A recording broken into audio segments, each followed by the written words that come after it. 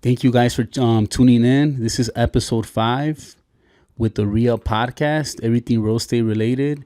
I'm here with my guest Garret. Garret, can I have you introduce yourself? Absolutely. You don't know my story? You can take it over if you want. I know a little bit about your story, but I want our viewers to hear from you. Sure. Yeah. So we met, not too long ago, honestly, and it's been good ever since the first time that we met. We've always kind of vibed, and I guess where I got started in real estate was, so I've been licensed since April of 2021. Mm-hmm. So coming up on 2 full years only, which is crazy to think about. It feels like a lot longer than that, but Definitely. Yeah, just only about 2 years of experience, at least full-time as an agent. Prior to that, I guess I'll start back at the beginning. I grew up nearby where we are. We're recording in Lamont here. I grew up in Woodridge, went to high school in Downers Grove. I went off to University of Iowa for college, got a bachelor's in civil engineering, and you ended up doing real estate. Using that degree to its fullest extent. Yeah. But I think real estate's fun. I like real estate because I feel like it's a real hustle, and I feel like you really have to work hard at it. Absolutely. Know? I mean, I think my background as an engineer, it's funny to talk about that to some extent. And I actually have had some people be like, oh, you wasted all that time, like, and all that money, all that effort on an engineering degree, really. You know, don't you think about that ever? And I'm like, yeah, I do. But that's the differentiator, I feel like, with me is like, yes, real estate is a grind. So is engineering school. Like, yeah. It's a different grind for sure, but being able to excel as an engineer, I think translates really well into real estate. And it's something that, you know, I feel like there's a higher barrier to entry on something like a career in engineering than real estate. So for me, it was like, I had that work ethic. I knew I had that work ethic. You need that. You need that in real estate. Yeah. And the analytical side of just, you know, being an engineer, you got to pay attention to a lot of little things. You got to make sure all of the details are taken care of. So that was a natural transition for me. And I think there's a common misconception of engineers that they're just not people persons, I guess. Mm-hmm. Like they don't interact with people all that well. And I kind of stood out in that regard. Yeah. Where I was able to, you know, I was doing well in my career, but I also had a side of me that was just, you know, I did well with people always. So again, that's just been a kind of a natural transition for me. And that's good. That's good. Yeah. So I graduated in 2017, got the engineering degree, worked for 3 years as a civil engineer in Woodridge, and then decided about 1.5 years in, I started to realize I don't think this is not for me. Yeah. And I'm lucky that I realized that early on, but it was a good gig. You know, I was set up well. I was able to live at home and save pretty much everything I was making. So I started to think I didn't want to quit and just give up everything. So I was like, how can I, you know, reasonably transition out of this into something that I enjoy more? And so I started to look into real estate investing. I started with the Bigger Pockets podcast. The Bigger Pockets Real Estate Podcast was really where I started. And I just started to consume everything about real estate. And I kind of got hooked on it. I managed to find a 4-unit foreclosure in Joliet that I wound up closing on, and I was lucky enough to have the job and the income at the time to... Was this your first property that you bought? Wow. Congratulations. Thank you. You did a 4-unit. I still have no idea how it happened. But to be honest, it was that experience. Yes. And stumbling my way through it. I mean, everything you can possibly think of that can go wrong in a real estate transaction happened during that deal. I mean, we could do a whole podcast on that one deal. I'm serious. Maybe we'll have to do that someday. But we probably will have to do that one. I mean, just an incredible learning experience. And once it was all over with, you know, closed on the property, and then it was a 4-unit property that I was able to get with a 3.5% down. That's a very good rate. Loan. Yeah. So, I mean, you can imagine it wasn't much out of my pocket to acquire the property. I mean, granted, it was everything I had at the time. It was every penny I had ever saved. But now looking back on it, you know, it creates some great rental income and just kind of woke me up to the power of real estate. So what I thought was going to be probably a 3 to 5 year plan of transitioning out of the engineering job wound up being a lot quicker than that. And so once I had the building, fully up and running, I really realized the power of this thing. I was like, this is something I really enjoy. I'm good at it. I have a knack for it. If there's ever a time to take a risk and make a move, it's now. So I just met with my manager at the time, who I was close with, and I told him, hey, It's time to go. yeah, I'm going to go after my passion. And he was like, I'm behind you. I support it 100%. So I was lucky to have that, that support behind me to take that risk. Yeah, so like I said, that was late 2020, and then got my license early 2021. Started on my own. Found out shortly after I got my license that I was going to be a dad. And so Congratulations. thank you. Yeah, I got Being a a little dad's girl. fun. Yeah, I know. That's real fun. She's going to be 2 soon here, and it's a really fun age. So, but you can imagine, leaving that stable engineering career, going into something completely unknown, uncharted territory. And then you have this brand new life circumstance that comes up. It was a lot to take on at one time, but it was really motivating. It was kind of the kick in the pants that I needed to really get going when I was on my own at first. So I started out with Remax, did 6 deals my first 8 months, which is decent for a new agent. That's pretty good, because the majority of agents, what research tells us, they only do 1 deal a year, maybe 2. Mm-hmm. So for you to do 6, I mean, you were grinding. Was grinding, but again, like when those life circumstances happen, like you need to make something happen quick. And so Definitely, even while it may have been a little bit ahead of pace with like where things traditionally go for a first year agent, it still felt to me like I need to be doing more. Like I'm capable of doing more. So looking back on it, yeah, it was a good first 8 months. And I'm proud of it looking back, being completely on my own. It's tough starting out, tough to get clients. And did you have to find all those clients yourself because they didn't give them to you? No. So I was completely on my own, and Remax is maybe not necessarily the most natural landing spot for a new agent. It's a place where a lot of, I would say, real seasoned agents kind of find themselves after they've really established a good book of business. Maybe they open up a franchise, that sort of thing. I just happened to wind up there at Remax, and so I just kind of threw myself right into the fire, I guess, which is I've come to learn how I personally learn best is I just got to put myself in it, kind of put fear aside and just dive in. So that's what Definitely. I did. Yeah. And my first deal, actually, it's kind of funny looking back because I was just like, I would do anything, for my clients that I had at the time, which were so few. I was like, I'll literally do anything. I'll walk the dog, wash the no dishes, wash the dishes. My first deal was all the way up in Rockford, so I was driving from. Wow, that's a drive. Yeah, it's over 2 hours. The dedication, though, that's huge. Yeah, most people would be like, "Oh, well, you're out of my range," which crossed my mind when I got that call, and it was a grade school friend of mine, and he said, "Hey, I see your stuff you're posting on social media that you're an agent now. I happen to be looking to buy my first house." He's like, I don't know if you'd be willing to come all the way out here. And I'm like, I have no reason to say no. Like, let's go.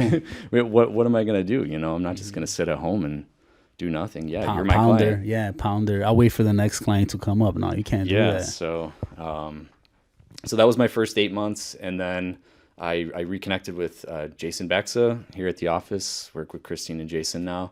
And I started January of 2021. So now here we are, just a little bit over a year having been here with the team. And you started like right in the middle of COVID, correct? Yeah. So Yep. how much pressure or what weird of a time that was? How'd you navigate through that? It wasn't weird to me because, so like from the outside looking in, I've gotten that question multiple times, why did you choose that as the time to do it? Or, how are things different in the real estate market, to be honest? Because there was a little time where they didn't want the real estate agents to meet the homeowners. Mm-hmm. So that to me was very scary for all of us that are in real estate in general. What I'll say is I was a little bit lucky in the sense that when I really got started, which was April of 21, it was a little bit on the tail end of kind of the hysteria around COVID. So things were a little bit more relaxed, I would say, at the time. I mean, obviously, every showing, everyone's masked up. There were really no open houses or anything like that. So there were some challenges to it, but I would say I got in at a time when I wasn't facing like the serious disruption that others were facing earlier on in like 2020, when things started to really just completely be shut down, locked down, no showings, no open houses, that sort of thing. So I was lucky in that sense that it was on the tail end of things. But the reason I say that it didn't really affect me much is because I didn't know any different, you know? And I think that's such an advantage because for people that have been in the business 15, 20, 25 years, yeah, that was a huge disruption. I mean, to me, I didn't know any better. I was just, whatever has to happen. Whatever has to happen, I'm gonna do it. Whatever has to change, I'm gonna change. And I'm still kind of in that mindset. I mean, I haven't been in the industry that long. I'm no stranger to that. So, but I think that's a helpful perspective to have, and I think that's why it's worked out so well here on the team. Jason and Christine are open to some of those new perspectives, and that was, I think, what really kind of created that idea in all of our head that, yeah, this actually would probably be a good fit, you know, to bring in some new 100. Ideas, bring in this fresh perspective. So I feel like I do offer that. That's good. What would you say has been your biggest challenge yet as a real estate agent? In a word, I would just say consistency, because it's just the nature of our business. It's really difficult to build consistency into your business. You know, I'm finding more and more ways to do it, but especially as a buyer's agent, I mean, there's no way around it. My schedule is dictated a lot by my buyer clients and their availability, and it's also dictated a lot by what inventory is available on the market. That's why it's important to try and find opportunities that are not just, you know, what's newly listed. You got to try and find off-market opportunities or things that are reactivated. Like, so that's a challenge, is just building consistency into not only like your daily schedule, but what is my week going to look like? You know, I've got buddies that want to make plans a week or two from now, and I got to be like, guys, I have no idea. I don't know what my day is going to be like tomorrow. You know, I might have four showings that come in. Because we have to be flexible. Morning. Exactly. You have to be. And if a client comes in, we have to be able to take that. Because I'm in the same position too. Yep, we are. Right. And if a client hits us up last minute and they're like, can you take this listing? Like, we have to say yes. And I have to find. So I have a lot of small battles with my wife at home because I'll make plans with her. But she understands that I have to be flexible because that's how we're going to win. That's the most important thing, is having people in your life, family and friends that understand this isn't you just always choosing work over family and friends. It's just how the business. Work. Like, it just is work. It's the nature of it. So it is challenging, you know, to have consistency in all the other areas of your life outside of work, because you and I obviously are of the same mindset that our clients are extremely important. We don't want to ever say no unless we absolutely have to. My leg's broken. I'm in the hospital. I can't. I could probably get on crutches and make it out there, you know? Definitely. So it's just like, I'd say that's the most challenging part, is just that, you know, while technically you don't have a boss in real estate, you know, that in and of itself can be a challenge, because you've got to build that. You don't have someone telling you disciplined. To just get up every day. Telling you what to do.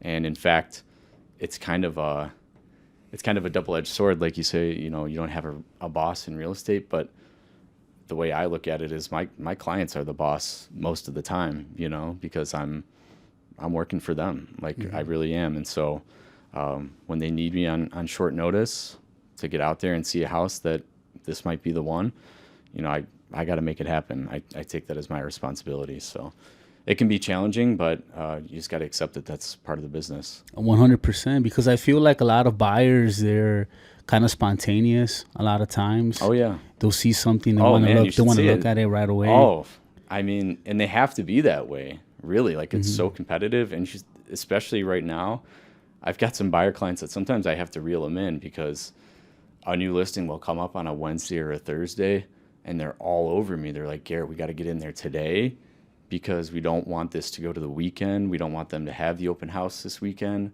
We don't want all this buyers coming in. Yeah, they're like, can we just put an offer in? You know, we haven't. I'm like, let's see the house. Yeah, please, let's see. Don't like, skip the inspection. No. Right. You know, I'm like, I'll get you in there. You know, but showings don't start until Saturday. You know, and that's sometimes the game that is played, and unfortunately, you got to play by the rules sometimes. You know, like if something comes up on a Friday and showings don't start till the next day, you're going to have a line out the door. You know, you're going to be competing with people. So, yeah, but to your point, I mean, it's easier than ever to set up these safe searches on any one of your favorite home search apps. So whether it's a buyer client setting up their own searches and getting these instant alerts and sending them to me, hey, we need to get out here same day. Or it's, you know, my automated searches that I set up for my clients, which I put a lot of thought and effort into. You know, either way, it's just easier than ever to see these properties as soon as they become available. So, yeah, there's a lot of requests for immediate availability. Which you have to move fast because I feel like the inventory is still low, right? There's not a lot of inventory. Mm-hmm. Yeah, and the example that I just used of something coming up on a Thursday and you see it listed in the app as, you know, open house this Saturday, 1 to 3. Like these situations do happen where, you know, something comes up on a Thursday. It's like, let's get out there and see it today. And let's put it under contract Friday and have them cancel the open house. I've been fortunate enough to make that happen for 2 of my clients recently. Wow. And it's like, you know, Friday night, it's 8 p.m. Should we even bother sending this offer tonight, or should we just wait for the morning? No, it's like I'll stay up until 9:30, 10 o'clock if we have to get this offer sent, because they could wake up on Saturday morning, review it with their clients, say, you know what? It's a full price offer. These are well-qualified buyers. They're not messing around. This agent's professional. What are we, you know, messing around for? Let's just go with it. Take it. You don't have to leave the house today for the open house. No more showings. You know, that's something real that you can get an advantage for your clients by doing. So that also shows you how hard and dedicated you are to your job, because most people would just say, hey, you know what? It's after hours. Just wait till the next day. I can't do that. Or maybe, you know, or you would, I see a lot of agents that would talk themselves out of doing all that hard work. And it's very rare to find somebody that will put in that amount of work and time and effort and energy, even after hours. You know, like you said, like you're at 7:30, you're willing to stay up to whatever time it takes to submit that offer. That's very rare that you find that. Yeah, I mean, I think at the end of the day, it all just comes back to like your attitude towards your clients and how much you value them. And to me, I know this is a cliche, and you'll hear a lot of buyer's agents say this, but it's like when you're buying a house with me, they treat it as if it's them buying a house. No joke. That is literally the reason I became a real estate agent, is because when I was buying a house, when I bought that investment property, I thought to myself, there's got to be a better way. Like I was losing sleep. I was so stressed. I had no idea what was going on with my transaction at the time. I mean, this was my first time buying a house. I was a young kid. And I felt like I was having to figure everything out on my own. None of my questions were getting answered. From the agent that you were working with? And I just thought to myself at the time, I was like, I would hate for anyone else to ever have to go through this. And I'm not just saying this as a cliche. Like, that's literally the reason I am an agent today. So I know that when it's Friday night at 6:30 and we're just leaving a showing and we want to get an offer in tonight to hopefully cancel the open house tomorrow, if I was the person in their shoes buying that house, I would hope that I'd have an agent that would do that for me. 100%. And if that's what makes the difference, like, I'll stay up tonight and do that for you. You know what I mean? And when that does work out that way, like, clients appreciate it so much. So I'm more than happy to do it, because not just a cliche, like I really do treat everyone that's buying a house with me as if it's me buying the house. I take it that seriously. And I'm serious too when I say that. There's not a lot of agents that would put that much time and dedication to that. Mm-hmm. There's a lot of agents that are probably just looking for the easy deals. And I think that you've seen that, especially with the time that everything changed. So to find somebody like you that's willing to put in that much effort, that's almost like your sales pitch, I want to say. Like, that's what you should tell people. Like, this is how much work and dedication, if you work with me, that I'm willing to put into you. because that's huge. I mean, when we bought our first home, I honestly was blessed with the agent that I had, and she showed us a lot of properties, and she did answer a lot of questions. But I've also seen the other side of people dealing with real estate agents that won't take the effort to do that, or will straight go on a vacation when they're trying to close this house and somebody's trying to look at it and they're just totally gone, or offers and emails that they've missed. Yep. So like, I feel like a lot of people don't know about that other side of real estate. So to hear somebody like you, such a professional, putting in the time and dedication, that's so rare to see somebody rare like that. Yeah, it all makes a difference. The little things really do, they add up, they make a difference. Cool, yeah. Well, so question, what's the number one thing that really motivates you in real estate, that you really like, that gets you going, that can wake you up early and you go to sleep late? Yeah. Besides the money. Well, it's not the money to me. I mean, I know that's an easy thing for someone to, say on a podcast, that like, oh no, this is not about the money for me. But to be completely honest with you, like, it's not why I got in the business. I love that as a byproduct of working really hard for my clients. Yeah, I can make money. That's awesome. That's like everyone's goal, to find a career where they can just work super hard doing something that they like, and you happen to make money doing it. That's great. But what I've really come to like about the industry, and especially being a buyer's agent right now, which is hard, like straight up. I know we'll probably talk about this later, but being a buyer's agent right now is pretty brutal, and it has been for basically since I got started. But again, getting back to that, I don't know any different. That's all I know is, and this is what I really like about it, is the competition. I like that competitive side of it, because I feel that my clients they're best represented with me. Like, if it's a multiple offer situation, I know that even if they may not have the absolute best offer on the table, I'm going to be able to make a difference for them in the eyes of the listing agent and the eyes of the seller. Because when I, at 9:30 p.m. on a Friday, am recording a short video to present our offer to include on an email to send to this listing agent, and I'm following up with a text in the morning and saying, hey, I respect your time. I didn't want to call you at 10 p.m. on a Friday. Truly. But I'm trying to get this deal done. Yeah, but it's like, let's chat today when you get a chance. Hopefully you saw my email. Like, that makes such a difference. And I've had agents tell me, how long have you been doing this video thing, this email video presentation for your offers? And I'm like, I do it every chance I possibly can, unless I absolutely can't record a video for some reason or need to get something out right away. And those little things make such a difference. So to know that you're in a multiple offer situation and get your offer accepted for your clients, it's such a gratifying feeling, and it's motivation. Like, it feels like it's a huge win when you pull one of those off. Yeah, you start to, like, you get some swagger. You're like, I used to get so fearful of those situations. You go in for a showing at a house, and it's just like a revolving door, just agent after agent after agent, all these clients coming through, and my heart used to just drop into my stomach, thinking to myself, I know they're going to love this house. I know there's going to be 12 other offers, and I don't feel confident that I'm going to be able to get it for them. I don't feel that way anymore. I almost start to get That's good. Yeah, I almost start to get hyped up. Like, when I start to see all the other agents at the property and like all this traffic coming through, and I basically just tell my clients, if you guys have the ability to do it, and if you really want it, like, you just got to tell me how bad you want it, and I'll do everything I can to let you know where you need to be, and that I'll present your offer in the best light. So I'm going to give you as good of a chance as you can possibly have in a multiple offer situation. So I actually kind of feed off that now, whereas before I used to really like dread those multiple offers. And now you look into it, you just look into the fire and just walk right in. Exactly. Yeah. It's like I've done it so many times now, and I've gotten enough. I've done it enough different ways and gotten feedback from listing agents to know what works, like what really gives us an edge. Yes. And so again, it's just those little things that I know I'm doing and I'm getting this feedback from listing agents like no one else is doing in these multiple offer situations. So it immediately just elevates that offer right to the top and just makes it memorable. Nice. How important is it to have a good team also?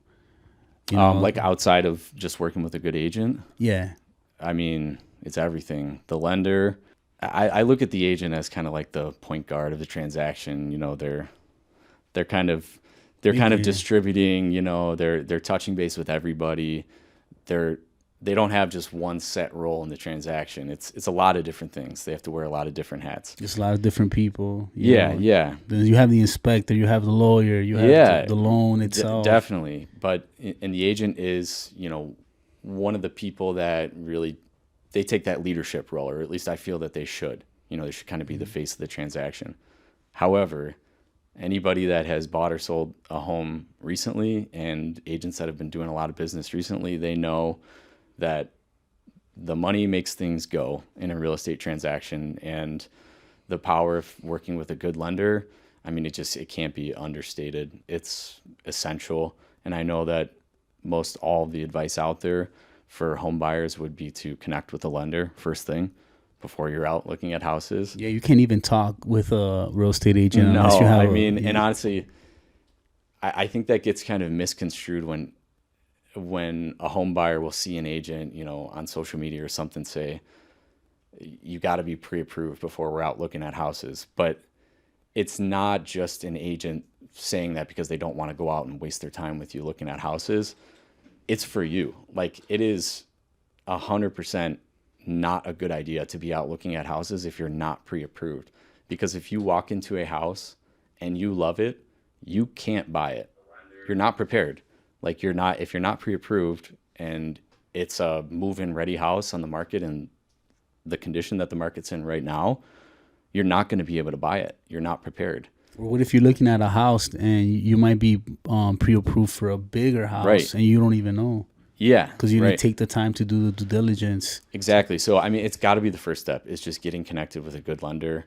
And if I'm sure people, their first question is going to be, well, I don't know a lender. This is my first time buying a house, or I just don't feel like I have someone that I can trust that is a lender. A good agent can connect you with a good lender. So that's why I say, like, the agent's kind of the point guard, and they can kind of distribute things out. They can give you solid referrals where you might need them. We have great home inspectors. We have great attorneys that we work with. We have great lenders that we work with and trust. And but like I said, the money makes everything move, and the importance of a lender, like I said, it's paramount in a transaction. So yeah, having a great lender first and foremost, obviously having a good agent, having a good attorney, obviously very important, especially for first-time home buyers that aren't familiar with the contract.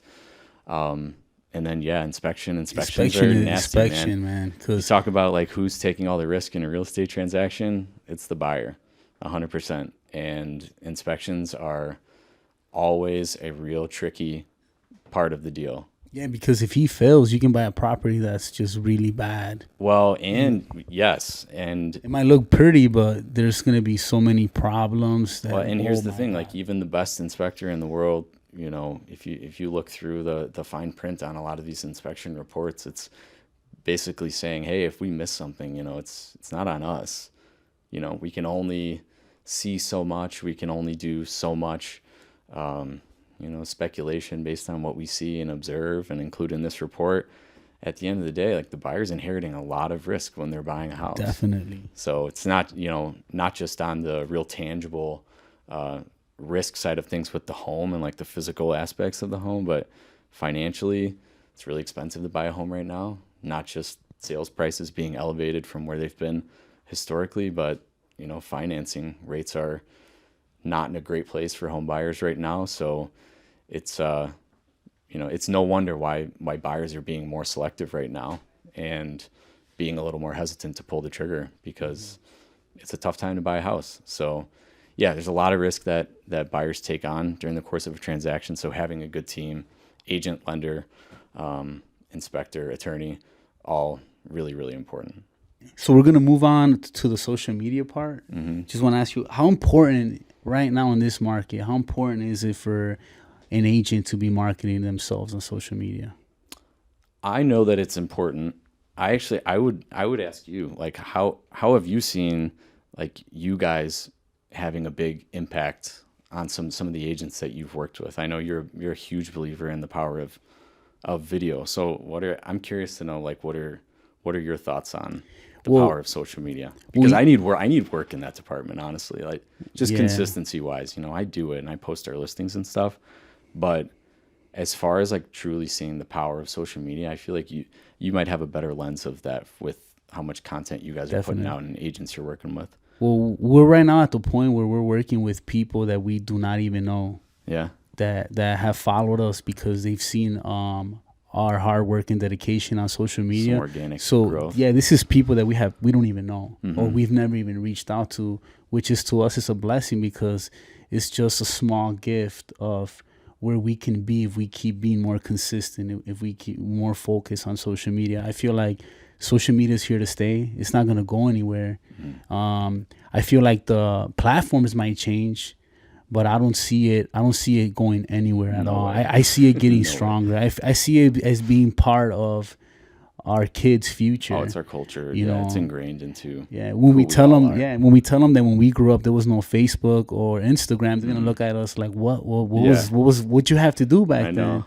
So I do feel like that Facebook right now is a very strong. I think it's a very important play for you to make, because if you're not on social media, you best believe that your competition is. Yeah. And I feel like if you take the time to build a brand, I feel like that's going to pay off. And I feel that a lot of people that have taken the time to build an online brand are reaping from the benefits of that. For sure. So it's a huge thing to do right now. I think, when I look at social media, it's a difficult thing to accept. Like I said, culturally, like, social media has become so ingrained into everything that we do, every interaction that we have, and it's difficult not to fall into that trap of like consuming social media. Well, consuming God, for sure. Yeah, for me especially, that's a constant battle of like, how much am I creating versus how much am I consuming? Yeah. And usually it's like too far on the side of consuming. Yeah, for sure. But I think people fall into the trap of like, it gets tough to put stuff out time after time if sometimes it's not getting the engagement that you want, or like you're not growing at the speed that you want to grow at. But in reality, like, if you put you post a video and it gets 150 views, say, you might look at that as a failure. But in reality, like, how long would it have taken you to pick up the phone and call 150 people or meet in person and have a conversation with 150 people? So that's 150 impressions that you made on people with only the time that it took you to keep put that video out. Yeah.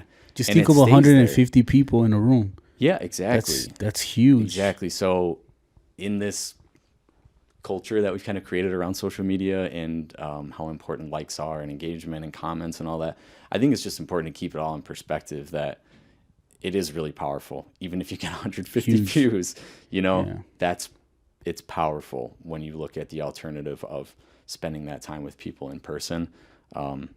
Just the power and the unlimited amount of exposure that you can open yourself up to on social media it's really powerful. I feel like we're living in the best times because we have an opportunity where everybody that you want to work with is on their phone. They're in one of these apps. And I feel like it's up to us to create content that's engaging, so that content can engage potentially with somebody that would want to hire you for your services. So to us personally, I feel like we're living in the best time because everybody somehow is connected to their phone, somehow is on one of these apps. I feel that it's our due diligence to create engaging content that's going to educate people. And I feel like that's how we're going to win, because we're winning like that. And a lot of times we'll only get 10 likes on certain things, but when we get in front of people and we're out there networking, I feel like they all see all our posts and they talk about our posts. So I feel like don't get caught up on how many likes you're getting or how low your engagement.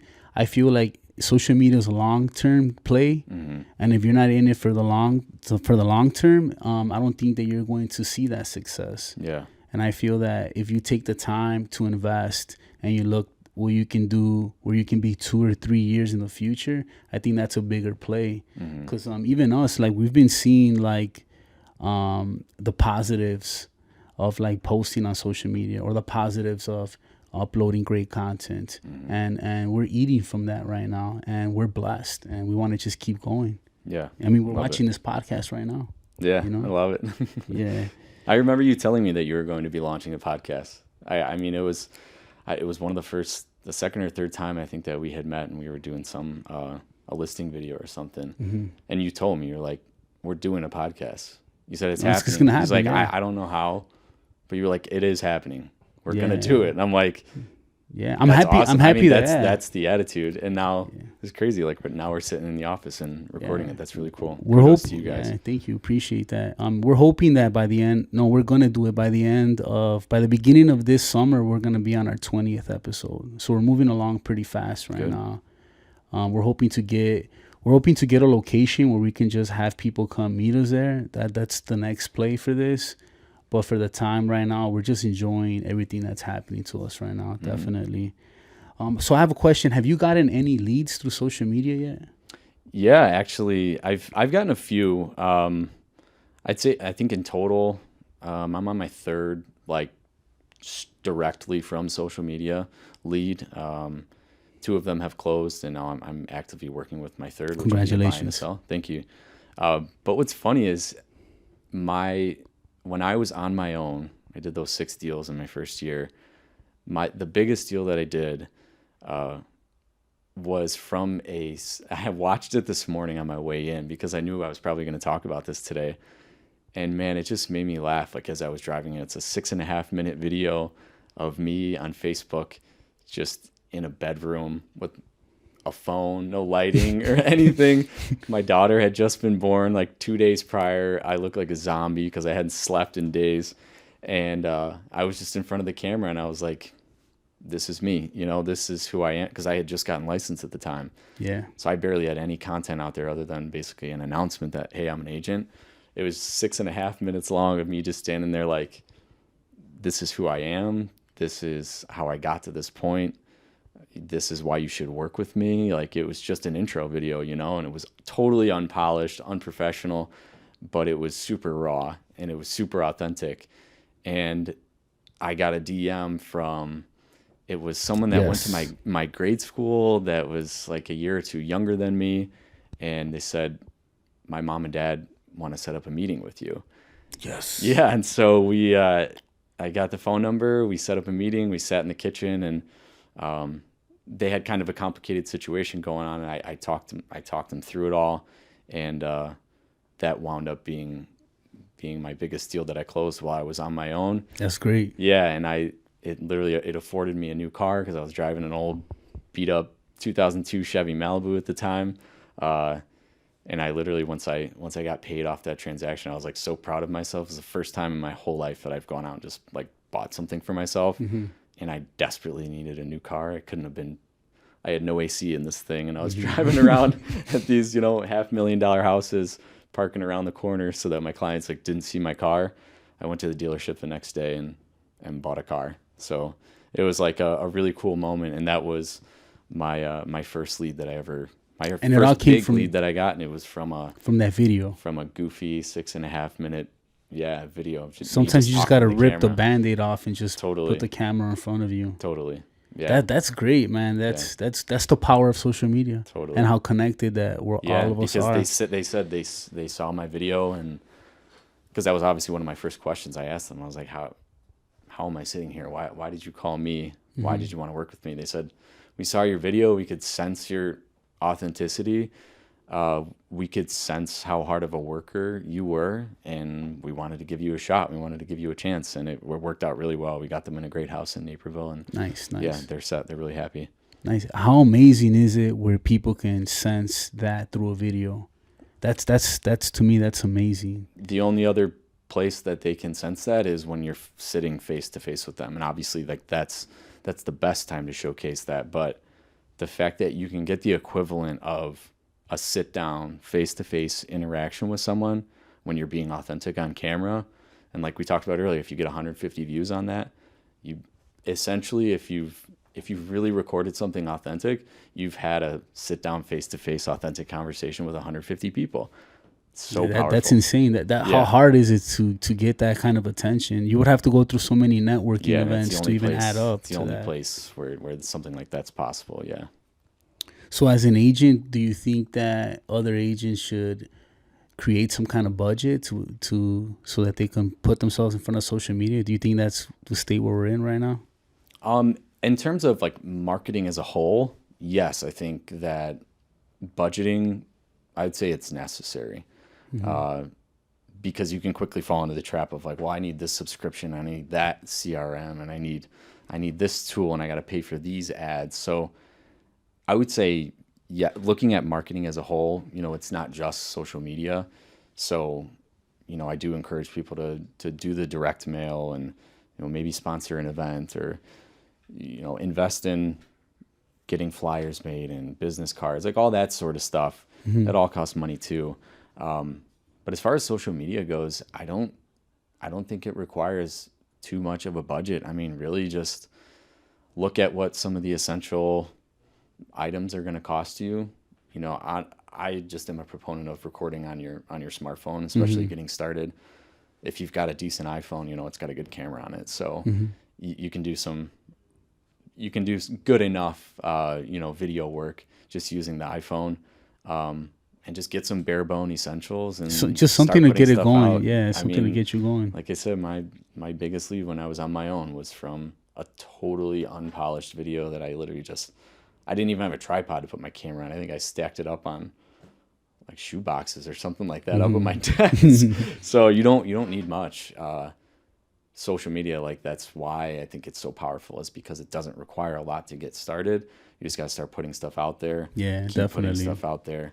And over time, yeah, if it's successful for you and it's something you like to do and you want to invest in it a little bit more, sure, yeah, start boosting posts and, putting out ads and getting better equipment, That's good, hiring yeah. a production company to do professional video for you, that sort of thing. But I don't think you need all that much starting out. I don't want to say that you need all this fancy equipment because it's just a barrier to entry. To start off, necessary. yeah. To start off, your phone's good enough. Yeah. And I feel like that's a good place to like start. For us right now, we've been seeing we've been reaping the benefits of ads and social media. So we're all in to keep adding more content on social media. And our goal is to create a brand that has enough followings that people are going to want to work with that because they're going to want to be on our network. So that's our goal for us. But I feel like, yeah, you can start off with your phone and you can shoot some amazing content. And I feel like you should never stop filming with your phone. Yeah.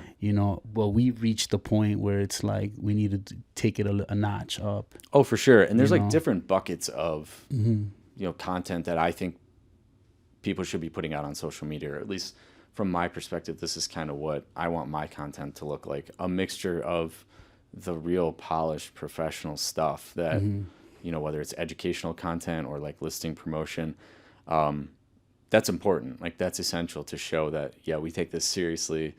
I'm a real professional. This is a real brand. It's not all just a shaky walking, like forward camera facing type footage. But I think that type of content is valuable too. So like a mixture of Both, doing your on the go stuff with your cell phone, and then the more professional stuff as well. So yeah, just keeping a mixture of everything to make sure that you're staying relatable at the end of the day, because you don't want to get yourself too far removed and now you lose got to that catch authentic side of yourself. Yeah. Do you think that we're in a buyer's market right now or a seller's market? Seller's market. Seller's market. Yeah, I don't pull any punches with my buyers, and I think my buyers appreciate that, And I always tell them, I'm like, I'll always be honest with you, my buyers. It's not always going to be what you want to hear. Yes. At times, it may be a bit discouraging, and I'll continue to remind you, let's keep our heads up. Let's try not to get discouraged, but I'll never be dishonest to my buyers to set their expectations at a place that's unrealistic. It is a seller's market. There's very little inventory on the market right now.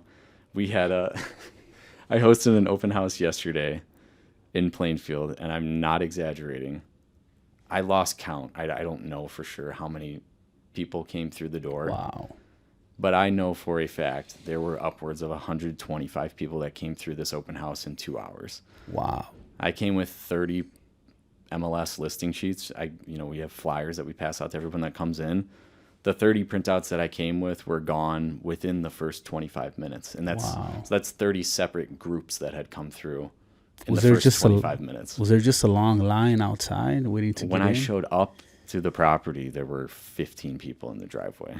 That's everybody's goal, right? So, to have. Yeah. And so that's why I say, like, I don't sugarcoat it for my buyers. And maybe that's not, I don't know, maybe that doesn't jive with everyone. Maybe that's not everyone's style. Maybe they want someone who's always going to comfort them and like just tell them what they want to hear, But at the end of the day, it's not what they need to hear. So I'm always honest with my buyers about the fact that you're competing with historically more demand from buyers than you ever have in the past.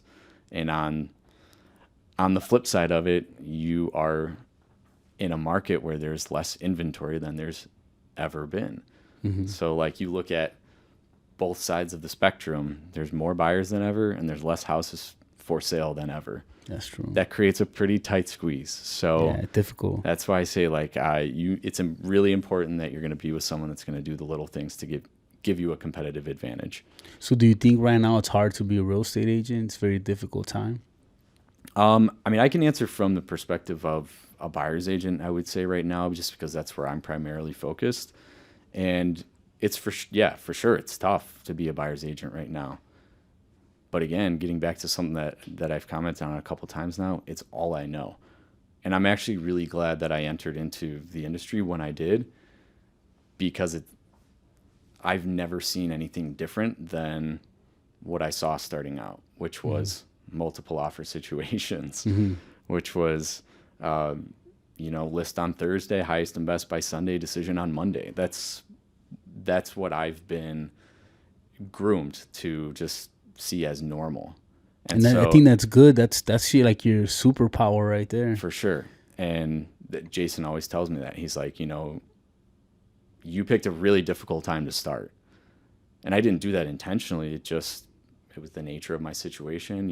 It's timing's not always perfect in life, but it was the timing that I chose. And looking back on it, I wouldn't change a thing, because now, over this past winter, things were pretty slow. Like they were just, things were really sluggish.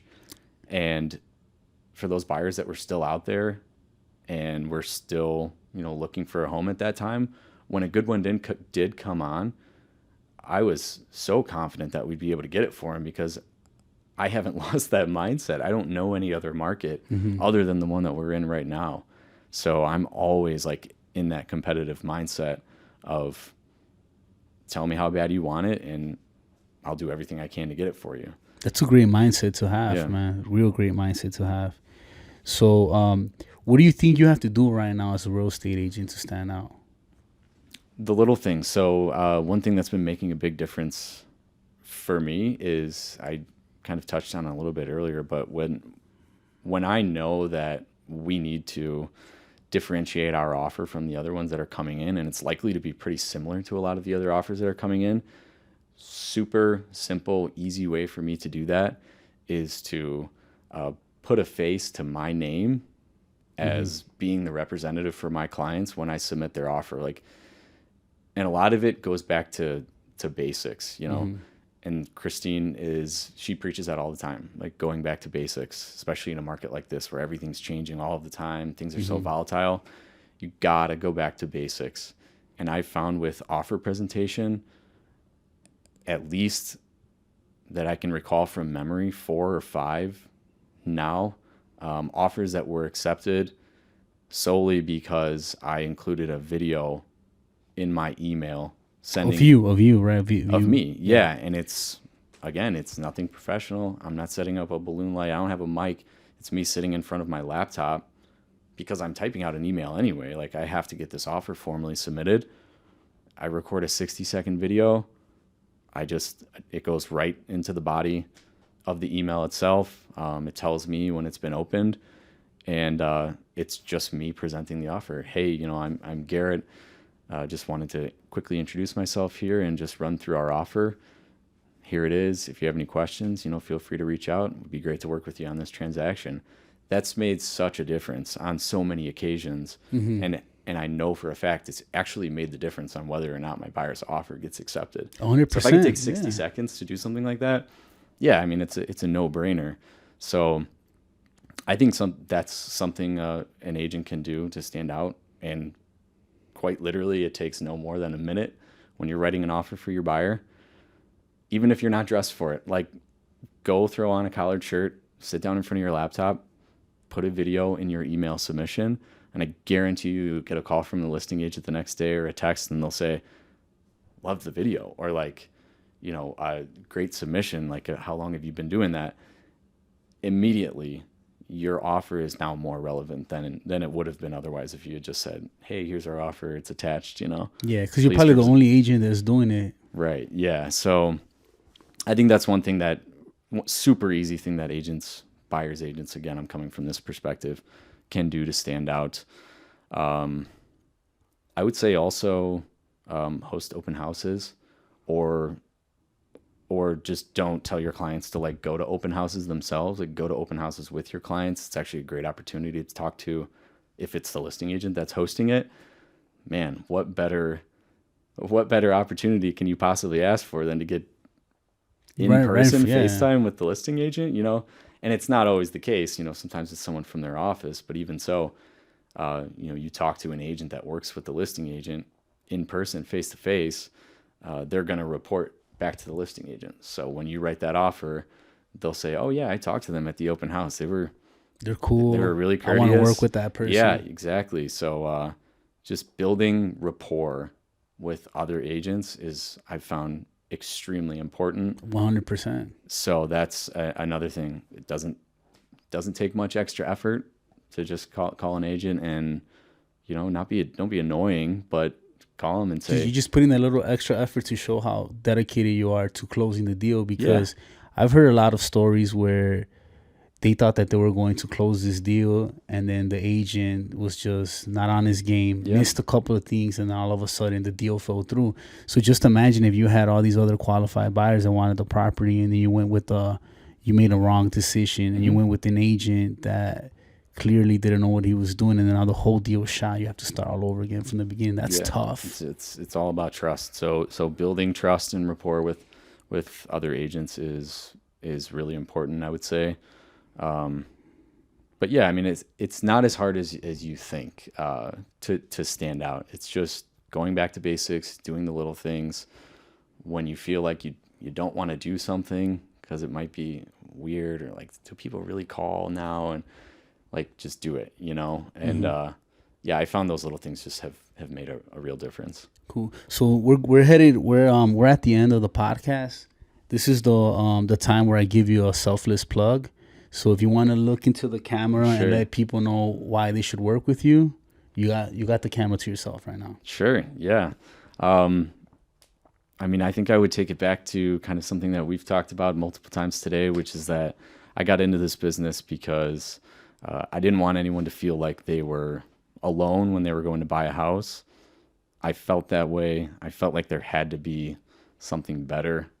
And I've experienced it firsthand. Like, I've been in your shoes. If you're thinking, I want to buy a house, but I just have a million questions and I don't know where to start, you can start here. You can start with me. There's literally no question that you can ask me that I will write you off as someone that doesn't know what they're talking about and is not worth my time, because I've literally been there very recently. So I'm happy to answer any and all questions.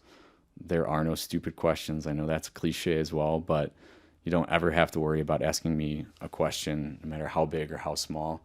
And at the end of the day, I mean, again, I know it's something that a lot of people will say, but I truly mean it. When you're buying a house with me, I treat it as if it is me buying the house. So last year I bought 19 houses. That's how I look at it. And for someone, if you've never done this before, maybe you haven't done it in 5, 10, 15, 20 years, things change. So you can work with someone that did 20 last year. And I have all of that experience and advice to pass right along to you. So yeah, I'd be happy to connect with you.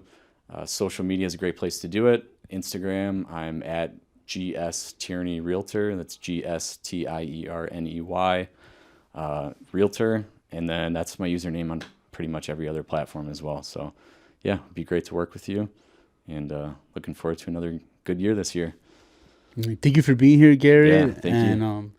That's it for our episode. Please stay tuned for the next one, and until next time.